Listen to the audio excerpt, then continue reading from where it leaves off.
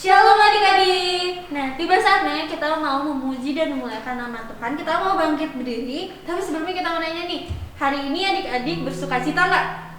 Pastinya bersukacita. Coba kita tanya. Cireva hari ini bersukacita nggak? Sukacita dong. Puji Tuhan. Nah, yuk kita mau bangkit berdiri. Kita mau katakan happy ya, happy. Pakai gerakan ya.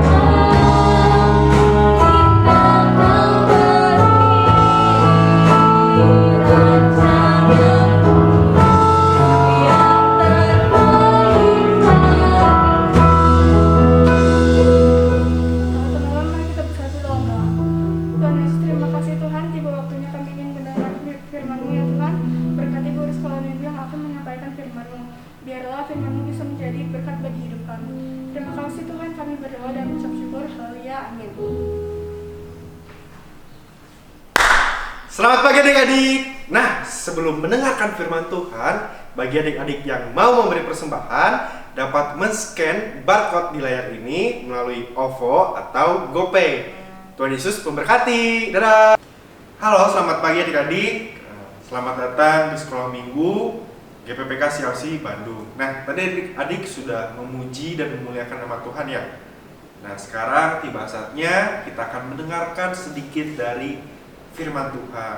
Nah, pada pagi hari ini Koko akan membawakan sebuah cerita atau sebuah firman Tuhan dari Alkitab yang berjudul Ibadah pada Zaman Alkitab. Nah, tahu nggak sih adik-adik bahwa cara kita beribadah dari zaman dahulu sampai zaman sekarang itu mengalami beberapa perubahan. Nah, cara ibadah pertama itu dilakukan oleh Kain dan Habel. Ada yang tahu cerita Kain dan Habel? Di mana Kain dan Habel ini mempersembahkan korban syukuran untuk Tuhan sebagai rasa syukur, sebagai rasa hormat, sebagai rasa mencintai Allah, sehingga Kain dan Habel melakukan korban syukuran atau korban bakaran. Nah adik-adik, tetapi kan adik-adik tahu nih bahwa yang diterima korban bakaran itu hanya satu. Ada yang tahu nggak siapa Kain atau Habel yang diterima? Betul banget, yang Habel. Karena Habel memberikan korban yang terbaik. Nah adik-adik, di sini penting banget bahwa kita bersyukur, beribadah kepada Tuhan itu harus dari hati kita, harus memberikan yang terbaik kepada Tuhan. Nah, orang-orang pada zaman itu memberikan korban syukuran, korban bakaran itu sebagai cara untuk berterima kasih pada Tuhan. Selain itu juga sebagai cara untuk minta pengampunan dosa-dosa mereka. Jadi ketika mereka melakukan dosa, mereka akan meminta pengampunannya dengan cara memberikan korban bakaran di atas mezbah. Kemudian zaman berlalu, nah tibalah di zaman Musa, di mana pada zaman Musa ini Tuhan memerintahkan Musa untuk mendirikan kemah suci. Nah, kemah suci ini terbuat dari tenda yang sangat besar. Nah, pada zaman ini hanya orang-orang pilihan saja yang boleh memasuki wilayah-wilayah atau daerah tertentu di kemah suci. Hanya orang-orang atau imam-imam yang dipilih oleh Allah yang dapat berkomunikasi dengan Allah itu sendiri. Jadi ketika umatnya atau umat Israel pada zaman itu ingin memberikan korban syukuran, itu akan melalui imam-imam. Nanti imam yang akan menyampaikan kepada Tuhan, dan Tuhan akan memberikan jawaban melalui imam. Jadi ketika pada zaman itu, imam-imam itu sebagai perantara antara Tuhan dan umatnya dalam cara beribadah. Nah adik-adik, kemah suci ini adalah suatu tempat khusus yang kudus. Nah, tadi yang Koko jelaskan itu ada peraturan-peraturan khusus yang harus ditaati. Karena apabila tidak ditaati, maka akan ada konsekuensinya. Kemudian setelah zaman Musa, cara ibadah pada zaman itu dengan cara di kemah suci.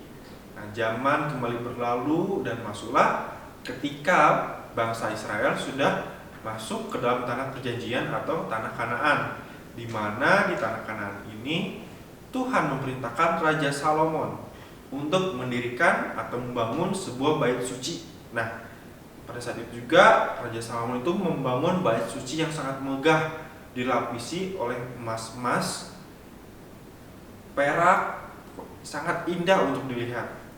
Nah, pada zaman itu juga masih sama, di mana terdapat peraturan-peraturan khusus dan terdapat tempat-tempat khusus di dalam bait suci yang tidak bisa dimasuki oleh sembarangan orang. Hanya orang-orang pilihan Tuhan atau pilihan Allah yang dapat memasuki daerah-daerah tersebut. Nah, adik-adik, setelah zaman Raja Salomon, kemudian masuklah kepada zaman ketika Tuhan Yesus telah lahir di muka bumi ini. Nah, pada zaman itu Tuhan Yesus itu sering datang ke bait suci. Untuk apa adik-adik? Untuk berkhotbah, untuk memberitakan kebenaran di dalam bait suci itu tersebut adik-adik. Nah, tempat itu bisa dibilang itu seperti gereja, di mana ya tadi Tuhan Yesus itu datang untuk berbicara di bait suci tersebut. Nah, adik-adik bingung nggak? Tiba-tiba kok kalau sekarang kita bisa langsung beribadah nih kepada Tuhan tanpa melalui perantara? Kan kalau zaman dahulu itu tadi harus melalui imam-imam, sedangkan sekarang kita bisa datang ke gereja, kita bisa berdoa, kita bisa memuji langsung kepada Tuhan. Nah, ada yang tahu kenapa adik-adik? Nah, jawabannya adalah karena Tuhan Yesus telah mati di atas kayu salib untuk menebus dosa-dosa manusia adik-adik. Nah, ketika Tuhan Yesus telah mati di kayu salib, diceritakan di mana itu bait Allah itu terbelah, tirai bait Allah itu terbelah menjadi dua, yang menandakan atau mengartikan bahwa batasan antara Tuhan dan umatnya itu sudah dihilangkan. Jadi kenapa sekarang kita bisa beribadah langsung? Karena tadi bahwa Tuhan telah mati di kayu salib untuk menebus dosa kita. Jadi kita bersyukur banget ya adik-adik, di zaman sekarang, di saat ini kita bisa langsung berkomunikasi dengan Tuhan, kita bisa langsung mengucap syukur kepada Tuhan tanpa harus melalui perantara-perantara. Kan kalau beda pasti rasanya antara ketika kita bercerita pakai perantara dan secara langsung, itu rasanya pasti beda.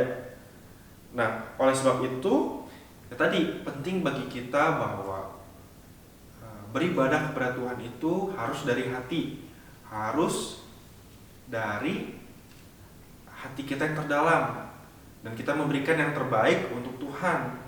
Seperti cerita tadi, seperti cerita Kain dan Habel, di mana yang dipilih oleh Tuhan adalah yang Habel, karena Habel memberikan yang terbaik untuk Tuhan dan sesuai dengan keinginan Tuhan. Nah, jadi untuk saat ini adik-adik, kita mau belajar bahwa kita mengucap syukur karena untuk sekarang kita bisa langsung beribadah kepada Tuhan, kita bisa langsung memuji dan bersyukur pada Tuhan tanpa ada batasan-batasan. Oleh sebab itu, yuk kita semakin sungguh-sungguh lagi untuk beribadah kepada Tuhan, untuk memberikan ucapan syukur yang terbaik kepada Tuhan, supaya kita dapat menyenangkan hati Tuhan.